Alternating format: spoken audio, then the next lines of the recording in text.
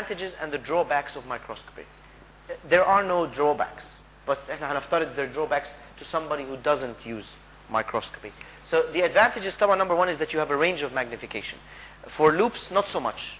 يعني أنا متأكد loop users after about 4 or 5 months of use نفسهم يزودوا إيه؟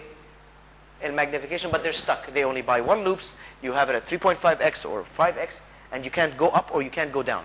Okay, so but with a microscope you have the ability to go up on your magnification أو تنزل تحت حسب احتياجك. So if I'm doing I'm looking for an instrument fracture at the apex, I can go up to 18x. If I'm doing a crown preparation, I can go back to 6x بمزاجي. I'm sure, but big difference. Big difference. The second very important, or probably the most important advantage of magnification is shadowless light. And I'm sure كلنا we've had this experience. You're working in upper 7, occlusal distal cavity, big cheek, big tongue, دنيا very difficult, and you put your mirror, you bring your light at an angle, and you're looking in, and you're بتحاول تظبط الضوء على أساس تشوف within the cavity.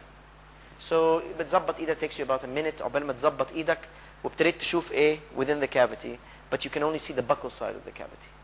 Okay, and then you shift your hand and then you shed light into the lingual part. So now you can see the lingual part بس مش شايف الإيه الbuccal part. Okay, so انت عملت لها تباديل وتوفيق, and then you put your contra in front of it, and it shows even more shadow.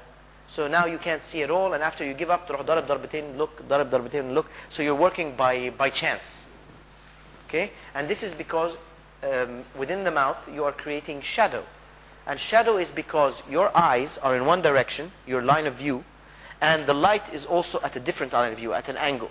So no matter مهما بتحاول تعمل, it will always end up there's going to be part of the canal or part of the cavity فيها ايه shadow.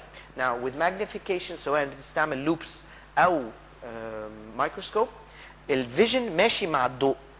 يعني if you're with loops you have your headlamp here, the light is in the same line of vision as your eyes. So if you're looking into the cavity يا انت شايف وكل حاجة مضاءة يا انت مش شايف, but there is no option تبقى شايف وفي ايه ضي. The same thing with the objective lens of your microscope. Within the microscope you have your objective lens, your line of view, and you have light that comes from the line of view. So whenever I'm looking in the microscope you don't see any shadow. This is probably more important than the magnification. Parallel vision. الناس اللي بقالها 10 سنين شغالة, how many cases can you do per day before you get a headache? كم حالة؟ 3, 4, 5. بعد كده you start getting headaches, then you have to take Brufen. Sure. Okay. This is one of the reasons is because of parallel vision. When you're observing without magnification or even with loops, you are looking at a point that's about 45 centimeters away from your face. يعني المسافة ما بيني وبين العيان أو بين سنة العيان حوالي 40-45 سنتي. فأنت دايما عينيك converging عشان تشوف النقطة اللي هي أمامك ب 45 degrees. That means your orbicularis or oculi and the adjunctive muscles of your eye are all under stress. Give it 4 or 5 hours of being under stress, you will also weaken your eyesight over time, ولكن also you will also get headaches. Okay, so but with this is the case with loops, and this is also the case with unaided vision. يعني حتى بالloops you will also get headaches because مهما كان you are still looking at a point in front of you. Now with a microscope you have something called parallel vision. الobjective lens بتاع الميكروسكوب بياخد الimage and it is split into 2 separate images, one for my right eye and one for my left eye. So when I look into the binoculars of my microscope, it's as if I'm looking into infinity. أنا مش باصص قدامي. So it's like the image جاي من بعيد. So my eyes are under no stress at all. As one of the big advantages of magnification فوق الميكروسكوب فوق loops. Your eyes are less stressed. Okay? Also مين بيشتغل كده؟ If you're not using magnification كلكم بتشتغلوا كده, because the automatic thing that happens immediately is that when I cannot see فبتروح مقرب, right? And when you're opening and you're doing the upper فبتروح عامل ايه? So give yourself a few hours of this, you get muscular pain, I'm sure that after about 10 years of practicing, كل يوم بتروح لازم تاخد لك some sort of brufen, يتعمل لك مساج, يتحط Voltaren cream, because simply you are stressing your muscles constantly. Now, the case is as well is less with loops. Yani in loops, you will probably be sitting like this, but if you notice, the doctor is also bending his neck. Yani even though you're using loops, your head has become a joint. So, because احنا واحنا بنقرا كتاب, مين اللي بيلبس نظاره؟ اوكي يا اوكي الناس اللي بتلبس نظاره احنا بنتعذب واحنا بننام بالليل وبنحاول نقرا كتاب. We cannot. انت تقدر تقعد كده وتبص كده. انا ما اقدرش اعمل كده. انا عشان ابص على الكتاب لازم اعمل ايه؟ So it stresses my neck. وانا نايم في السرير بالليل I cannot. Or I have to raise my hands up عشان اقعد اقرا بالليل. So I stress my arm muscles or my neck muscles عشان اعرف اقرا في السرير. Now we're very familiar with this الناس اللي بتلبس نظاره. بس الناس اللي بتشتغل من غير loops, they can look at their patient with their eyes and not with their neck. Okay? But once you use loops, غصب عنك بقيت انت focused here عشان تبص على المنطقة اللي تحت لازم تعمل ايه؟ So, although it does improve your neck, your back posture, it does not improve much your A. So even using loops over time will create neck pains. Not as much back pains, but still some neck pains. This is how I operate. Upper, lower, anterior, posterior, it doesn't make a difference.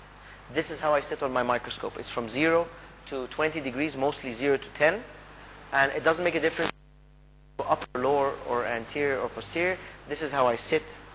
I don't care how, what. And I can show you here. I've been using the microscope for so long because here I had black hair, and now I have white hair. So I've been using the microscope for a very long time. All right. So considering that I have less eye fatigue, less back and neck fatigue, I can work longer hours.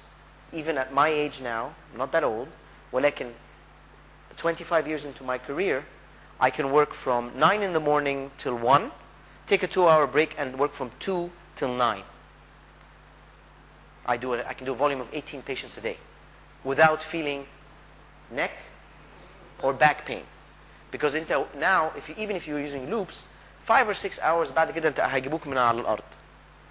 That's it. The reason is because I have less fatigue. I ببقى تعبان طبعا because it's a lot of patients, but in general there was no way for me to do this. No way. If I was using loops. No way. Okay, طبعا the image of being a microdentist is a very, very nice image. I'm sure anybody who's used a microscope will know. Anybody who has loops, برضو مهما كان العيان بيدخل بيلاقي كلاب loops, it looks very professional. And this means you can ask your patients for more fees. لا يستوي الأعمى والبصير, literally.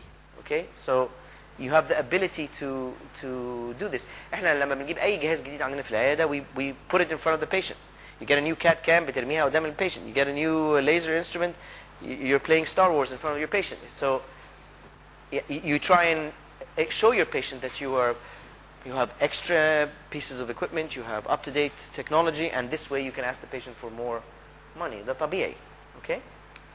Documentation and patient communication is very useful. I find it unbelievable. زمان لما I try to convince my pedo patients I'm going to do a filling and this filling is going to cost you 2400 جنيه ولا whatever 1400 جنيه. الأم والأب عمالين يلطموا ده سنة لبنية why مش عارف, even if they're educated. So in the end, when you show the patient's mom or dad this big D or E with blood coming out and caries and broken down, when you come to try and convince him of the line of treatment, it's very easy because he's seen it. غير لما تجيب له مراية بابا شايف الضرس, هو شايف ايه حتة ضرس صغيرة فيها نقطة سوداء, هو مش متخيل what a problem it is. So your ability to convince your patient of lines of treatment is well enhanced.